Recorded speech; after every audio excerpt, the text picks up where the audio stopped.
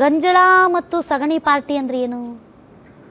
ಅದು ಹೇಳ್ದೆ ಹರೀಶ್ ಪ್ರಸಾದ್ ಅವ್ರನ್ನೇ ಕೇಳಬೇಕು. ಗಂಜಲ ಮತ್ತೆ ಬರೀ ಗಂಜಳ ಮತ್ತು ಸಗಣಿ ಬಗ್ಗೆ ಮಾತಾಡೋರು ಇದನ್ನೆಲ್ಲ ಏನ್ ಮಾತಾಡ್ತಾರೆ ಸಗಣಿ ಎಲ್ಲಿಂದ ಬರುತ್ತೆ, ಗಂಜಲ ಎಲ್ಲಿಂದ ಬರುತ್ತೆ ಅದನ್ನ ಮೊದಲು ತಿಳ್ಕೊಳ್ಳಿ. ಯಾರಿಗೆ ಅವಮಾನ ಮಾಡ್ತಾ ಇದ್ದಾರೆ ಅಂತ. ಗಂಜಲ ಸಗಣಿ ಒಬ್ಬ ರೈತನ ಅವಮಾನ ಮಾಡ್ತಾ ಇದ್ದಾರೆ. ಇವತ್ತು ಮನೆಯಲ್ಲಿ ಗಂಜಲಕ್ಕೂ ಬೆಲೆ ಬಂದಿದೆ, ಸಗಣಿಗೂ ಬೆಲೆ ಬಂದಿದೆ. ಹೌದು, ಮತ್ತೆ ಅದನ್ನ ಹಸುಗಳನ್ನ ಸಾಕಿ ಪೋಷಣೆ ಮಾಡಿದ್ರೆ ನಿಮ್ ಗಂಜಲ ಬರೋದು, ನಿಮ್ ಸಗಣಿ ಬರೋದು.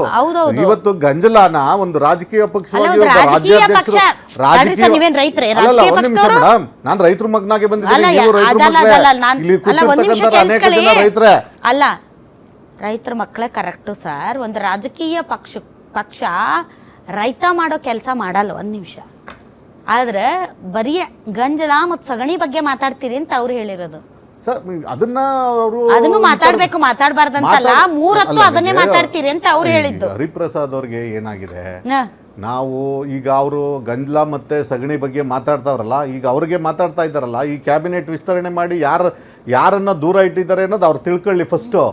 ಈಗ DK ಶಿವಕುಮಾರ್ ಅವರು ಒದ್ದು ಕಿತ್ಕೊಳ್ತೀನಿ ಅಂದ್ರು, ಸರ್ಕಾರ ಬಂತು ಕೈಗೆ, ಮತ್ತೆ ಏನು ನಟ್ಟು ಬೋಟ್ ಎಲ್ಲ ಟೈಟ್ ಮಾಡ್ಬೇಕಾಗುತ್ತೆ ಅಂದ್ರು ಕಲಾವಿದರಿಗೆ. ಅಧಿಕಾರ ನಿಮ್ಮನ್ನ ಹುಡ್ಕೊಂಡು ಬರಲ್ಲ, ನೀವು ಒದ್ದು ತಗೋಬೇಕು ಅಂತ ಹೇಳಿದ್ದು.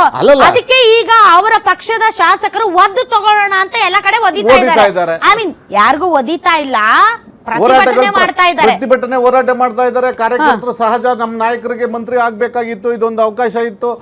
ಒಬ್ಬ ಸೀನಿಯರ್ ಮೋಸ್ಟ್ 2-3 ಬಾರಿ ಗೆದ್ದಿರುವಂತ ಅನೇಕ ಜನ MLA-ಗಳಿದ್ರು. ಅನೇಕ ಜನ MLA-ಗಳಿಗೆ ಎಲ್ಲರಿಗೂ ಕೊಡಕ್ಕಾಗಲ್ಲ, ಸೀನಿಯರ್ ಮೋಸ್ಟ್ ಇದ್ರು. ಇವತ್ತು ನೋಡಿ, ಸಿದ್ದರಾಮಯ್ಯನವ್ರ ಕ್ಯಾಬಿನೆಟ್ ಅಲ್ಲಿ ಇದ್ದಂಥವ್ರು ಸೀನಿಯರ್ಗಳು, ಅವರು ಏನು ಯುವಕರಿಗೆ ನಾವು ಹೆಚ್ಚಿನ ಆದ್ಯತೆ ಕೊಡ್ತೀವಿ, ಒಂದು ಹೊಸತನವನ್ನ ತರಬೇಕು ಅನ್ನುವಂತ ಇಟ್ಕೊಂಡು ಕೂಡ ಮೊದಲ ಬಾರಿಗೆ ಶಾಸಕ 10 ಜನ ಮಾಡಿದಾಗ್ಲೂ ಕೂಡ ಯುವಕರಿಗೆ ಅವಕಾಶ ಮಾಡಿಕೊಡ್ಲಿಲ್ಲ. ಮತ್ತೆ 2ನೇ ಬಾರಿ ಪಟ್ಟಿಯಲ್ಲೂ ಕೂಡ ಒಂದು 7-8 ಜನ. ಪಾಯಿಂಟ್ ಏನು ಸರ್? ಯುವಕರು ಕೊಡ್ಬೇಕಾಗಿತ್ತು ಅಂತ ಹೇಳಿದ್ದಲ್ಲ, ಅಥವಾ 4-5 ಸರಿ ವಿನ್ ಆದವ್ರು ಕೊಡ್ಬೇಕು ಅವರೇ ಹೇಳಿದ್ದು. ಅದೆಲ್ಲ ಬೇಡ. ಈಗ ನೀವು ನಿಮ್ಮ ಬಿಜೆಪಿ ಕರ್ನಾಟಕ ಅಧಿಕೃತ ಎಕ್ಸ್ ಖಾತೆಯಲ್ಲಿ ಬರ್ಕೊಂಡಿದ್ದೀರಪ್ಪ, ಏನಂತ ಪೇಮೆಂಟ್ ಕೋಟಾ ಮತ್ತು ಮ್ಯಾನೇಜ್ಮೆಂಟ್ ಕೋಟಾದಡಿಯಲ್ಲಿ ರಾಜ್ಯದ ಕಾಂಗ್ರೆಸ್ ಸರ್ಕಾರ ಸಚಿವ ಸಂಪುಟ ವಿಸ್ತರಣೆ ಆಗಿದೆ. ಸಚಿವ ಸ್ಥಾನಕ್ಕೆ ರೇಟ್ ಫಿಕ್ಸ್ ಆಗದ ಕಾರಣ ಡೇಟ್ ಫಿಕ್ಸ್ ಆಗಿರಲಿಲ್ಲ. ವಿಸ್ತರಣೆ ವಿಳಂಬ ಆಗಿದ್ದು ಇದೇ ಕಾರಣಕ್ಕೆ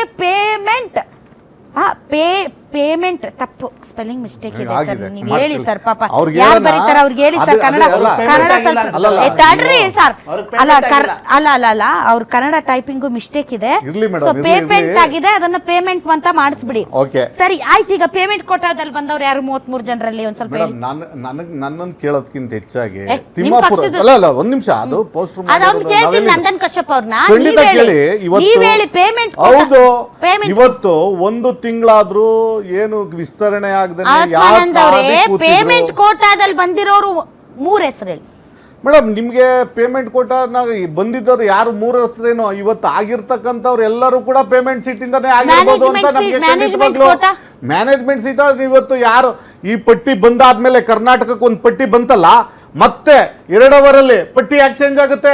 ಒಬ್ಬ ಮಹಿಳೆ ಇರುವಂತ ಗಾಯತ್ರಿ MLC ಅವರು ಮಂತ್ರಿ ಆಗ್ತಾರೆ ಅಂತೇಳಿ ಪಾಪ ರೆಡಿ ಆಗ್ತಿದ್ರು. 2 ಅವರ್ ಮ್ಯಾನೇಜ್ಮೆಂಟ್ ಸೀಟ್, ನೀವು ಮ್ಯಾನೇಜ್ಮೆಂಟ್ ಸೀಟ್ ಬೇಕಲ್ಲ?